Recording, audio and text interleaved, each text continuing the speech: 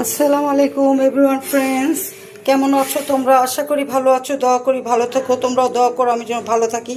তো আজকে আমি কই মাছ আজকে আমি একটু আনকমন, তোমরা খেয়েছো কিনা জানি না, সরিষা দিয়ে, লাল সরিষা এই যেখানে ধুয়ে নিয়েছি স্ট্রেনারে, এটার মধ্যে ধুয়েছি লাল সরিষা, কারণ এভাবে এটার মধ্যে ধুয়ে নিলে বালুটা চলে যায়, বালুটা আর থাকে না।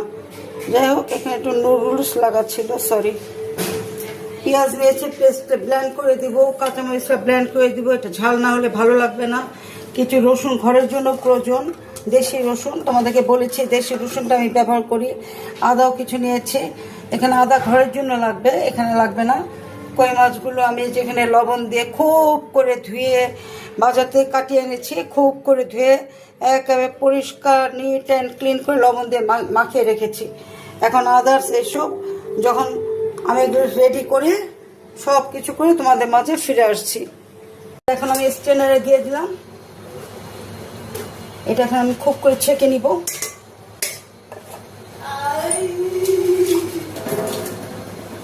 কিছুটা পানি দিয়ে দিচ্ছি।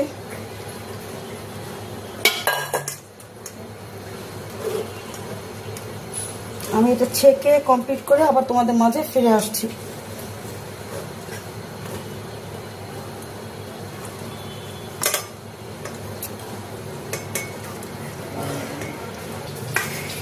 এখানে আমি লাল সরিষা আর সাদা সরিষাটা খুব স্মুথ করে ব্লেন্ড করে ছেঁকে নিলাম।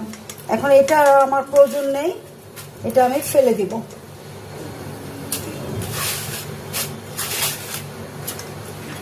এখন আমি কাঁচামরিচটা দিয়ে দিচ্ছি।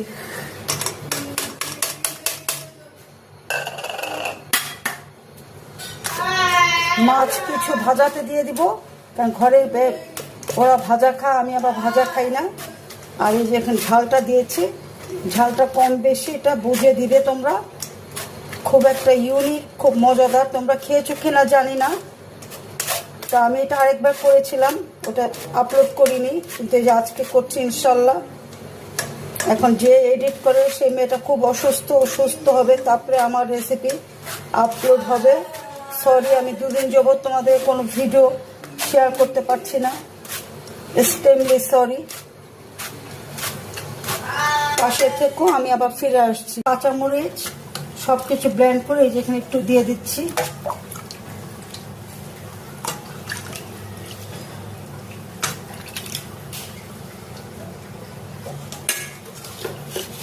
এখানে আমি কিছুটা লবণও দিয়ে দিলাম,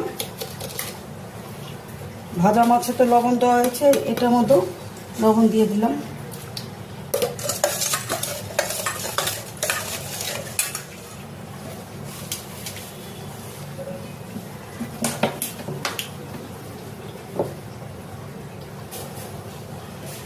এখানে কিছুটা তেল দিয়ে দিলাম।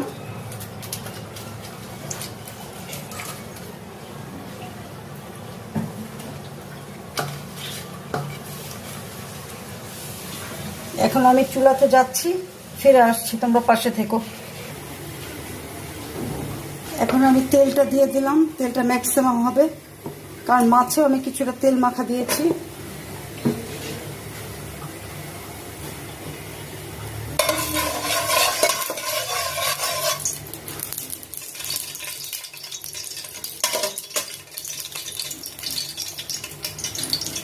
এখানে আমি পেঁয়াজ বাটা দিচ্ছি,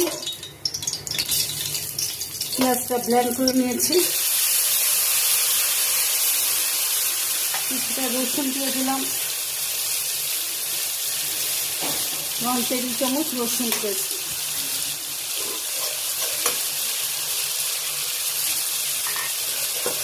এটা খুব করে সটে করে নিব, সটে করে নিয়ে আমি তোমাদের মাঝে ফিরে আসছি।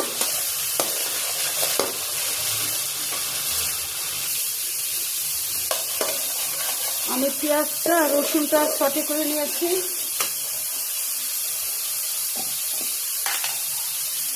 এখন হালকা একটু হলুদের গুঁড়ো দিয়ে দিব, এই যে হালকা হাফ টিস্পুন, জাস্ট একটু কালার আসার জন্য।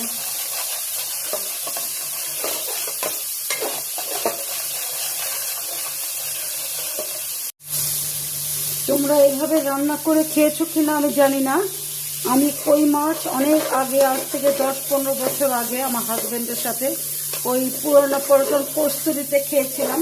হোটেলটার নাম হলো কস্তুরি। তো সেটার থেকে আমি এটা আরেকবার করেছিলাম, তা আজকে করলাম। খুব একটা ইয়ামি স্মেল আসছে, একটা ইউনিক রেসিপি। আশা করব তোমরা এভাবে রান্না করে খাও, কোনোকে স্কিপ করবে না। এভাবে করে খেয়ে কমেন্ট করবে তোমরা কে কোথা থেকে দেখছো বলছো। প্লিজ প্লিজ আমাকে তোমরা কমেন্টে জানাবে, আমি খুব খুশি হব। আমি খুব মেহনতের সাথে সিদ্ধান্তের সাথে রেসিপিটা করি। তো যাই হোক, আমাকে একটু এডিট করে দেয়, ও এখন খুবই অসুস্থ, ওর শরীরটা ভালো না, ঘরে ঘরে জ্বর হচ্ছে। তোমরাও সাবধানে থেকো। যে সরিষাটা রেখেছিলাম, এই সরিষার পানিটা দিয়ে আমি সটে করে নিচ্ছি।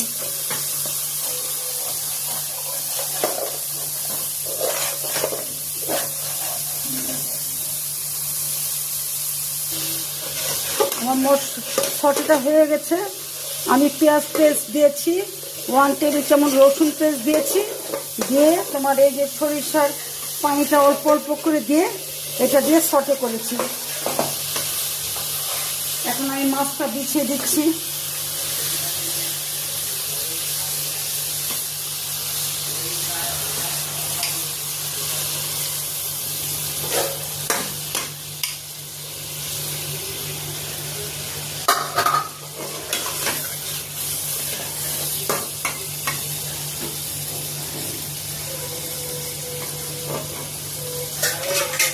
যে পানিটাও দিয়ে দিলাম।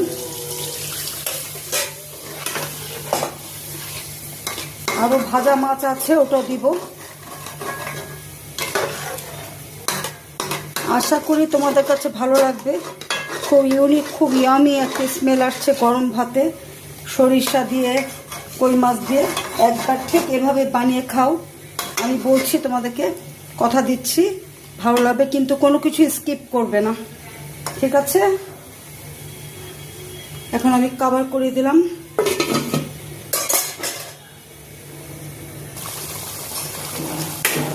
এখন আমি যে ভাজা মাছটাও দিয়ে দিচ্ছি।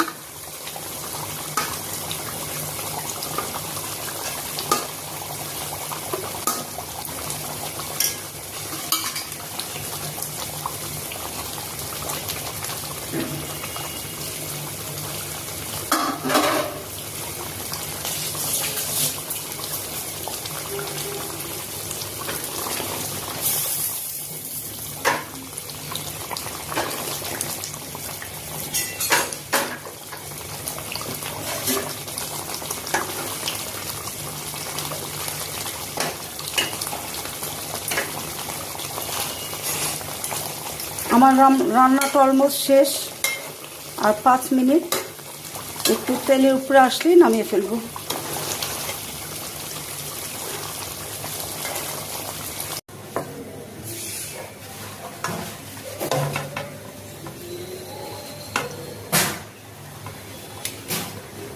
সবটা বের করবো না,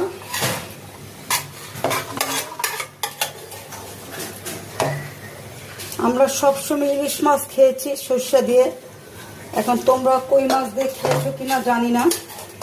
তো এভাবে রান্না করে বানিয়ে খাও, আশা করবো ভালো লাগবে।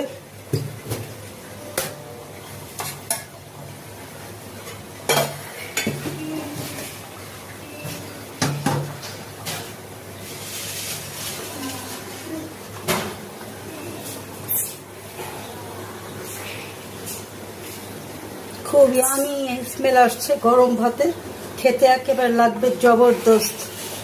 এভাবে খেয়ে তারপরে তোমরা আশা করবো আমাকে লাইক কমেন্ট শেয়ার করে প্লিজ প্লিজ সাবস্ক্রাইব মি, ঠিক আছে? ইনশাল্লাহ আবার ভালো একটা সুন্দর রেসিপি নিয়ে তোমাদের মাঝে চলে আসবো। Bye, good night.